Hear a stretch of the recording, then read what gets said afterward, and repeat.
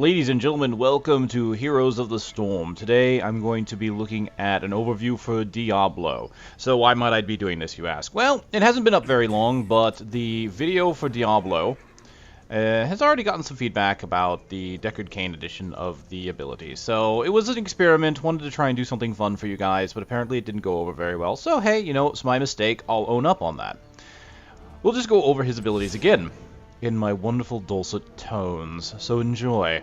Ladies and gentlemen, this is Diablo. He is a warrior, which means he's a tank. He's more of a damage and positional warrior than he is any kind of support, so he's not going to offer protections for his allies or anything like that. He does focus more on damage. His primary mechanic is his Soul Stone, in which he gains 10 souls for a hero killed, or 1 per minion, and every one of those souls is going to give him 5 maximum health. Once you have 100 souls, which is, 500 additional health, you also will be able to resurrect within 5 seconds of dying. Otherwise, you will, of course, resurrect under the normal resurrection timer. So you can see there's a stack over here on the left. Here's the black soulstone. You can see I have 5 because I've killed the minion. So you get about 7 of these within 1 creep line. And of course, there are various talents that will help you get more of those souls, consume less of them if you need. The good news is when you die and you don't have 100 souls, you will maintain the souls that you currently have. So I have 11 souls right now. I'm just going to go ahead and show it off. Dead. I still have my 12 souls. You'll only lose them if you consume them in a resurrection. Alright, Diablo's first mechanic on the queue is Shadow Charge. You charge an enemy, does 54 damage, this is at level 1, stuns the enemy for half a second, and if you hit them into an unpathable location, or say, knock them into a wall, for example, they're stunned for a full second. So if I come down here and knock Arthas, you'd see he knocked him into the wall, and he was out for a full second. You can also see that killing Arthas gave me a whole bunch of souls on my Soulstone. I don't have to get the killing blow. You can see Malfurion is the one that got a couple of those killing blows, and I'm still getting souls. Shadow Charge can be useful for chasing, but keep in mind that it does knock the enemy away. So if they're running away on a straight path and you can't knock them into an object, you may actually help them end up getting away. They are stunned for that half a second, so you can try to use that to catch up. But usually you're going to want to try and use your overpower ability before you charge, if you can. But if you just can't catch up and you need to do a little bit of damage, sometimes Shadow Charge is just worth it to try, as it can do a high amount of damage. The second ability Diablo has is Fire Stomp. It has a very nice radius. As you can see, it goes over a good amount of the lane. It goes out, penetrates enemies, so if it hits an enemy, it doesn't stop. It used to, so that's a fairly recent change. A very nice change. So you can hit it and actually goes out and hits everything all around you. It's especially useful for finding enemies that are cloaked, as you can't target them naturally. You can't hit them with Shadow Charge, you can't hit them with Overpower. So having something like this that goes out in all directions is very nice for trying to get the person that's cloaked to be uncloaked, because if they take damage, they can't stay cloaked. Choose a talent. It's also on a very short cooldown of 6 seconds. Shadow Charge is on 10, and Overpower is on 12, so Diablo's cooldowns are not too bad, and he does have the ability to get battle momentum, so he can reduce those even further.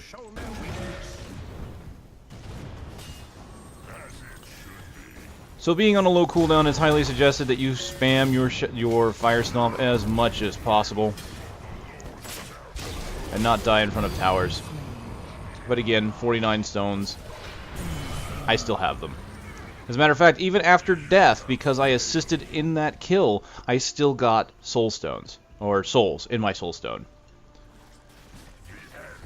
It's a good mechanic to know.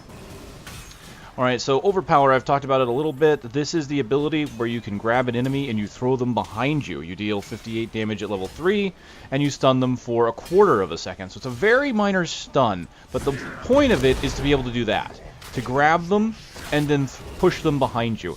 Diablo is a positional tank. He enters the battlefield as a form of control. So the whole thing that Diablo wants to do is to grab the enemy, knock them back, push them into his lane, and let his allies help finish off the enemy. So as far as Diablo's damage is concerned, you're doing about 64, we're looking at level 4 here, 64 on Overpower, 78 on Shadow Charge. So Overpower is your second most damaging ability. Shadow Charge is certainly your most damaging ability. So if you're really trying to do damage, you're going to want to try and throw one or the other or both of those out there. Spamming Fire Stomp does help, but as you can see, at 66 damage, its damage is actually increasing. So it's about on par as Overpower. Less of a cooldown. But Diablo's overall damage output is actually fairly low. So if you're going to kill somebody, you're going to really need to spam those abilities. He relies more on his abilities than his auto attacks for getting kills on an enemy. Alright, there's 100 souls. I'll go ahead and show off the resurrection mechanic before I go. Actually, I'll go ahead and even level up. Let's get this up to level 20. So at level 20, you would normally take about a minute to respawn. And you'll see that now that I have 100 souls, I'll go in.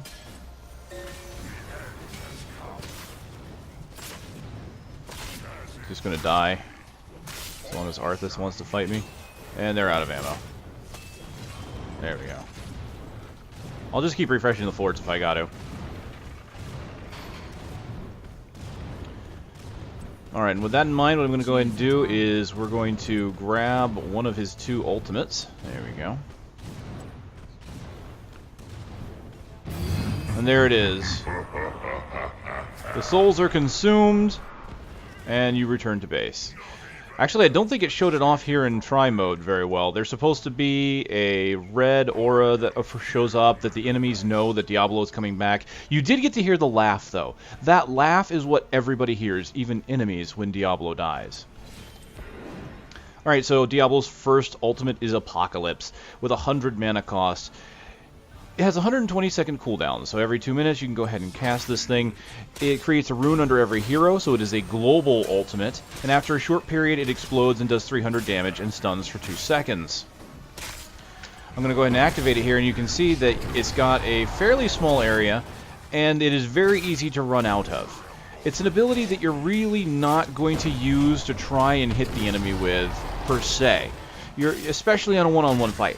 This is an engagement ability, useful for when you're trying to get into a group fight. If a lot of enemies are fighting each other, they typically won't see all the ground effects that are happening underneath them. If they're in a big fight, they're paying attention to the fight, they're not always paying attention underneath them. And so casting Apocalypse during a group fight, whether you're there or not, is what's really going to help your team. Now, if you're charging in, doing a bunch of abilities, and you proc Apocalypse at the same time, you can engage with that and do a bunch of the damage to the enemy that way and get that stun out there for the 2 seconds. The damage is nice, but the damage is not really going to make or break you. It's really about the stun, and it's really about the group stun. So when they're together, they might overlap, hit each other's runes.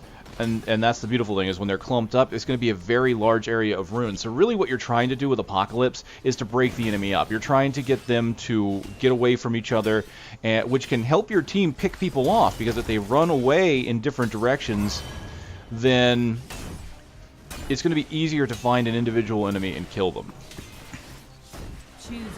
Alright, looking at his last ability, this is one that comes right out of Diablo 2. This is his Fire Lightning. Let's go ahead and get myself up to level 10 here.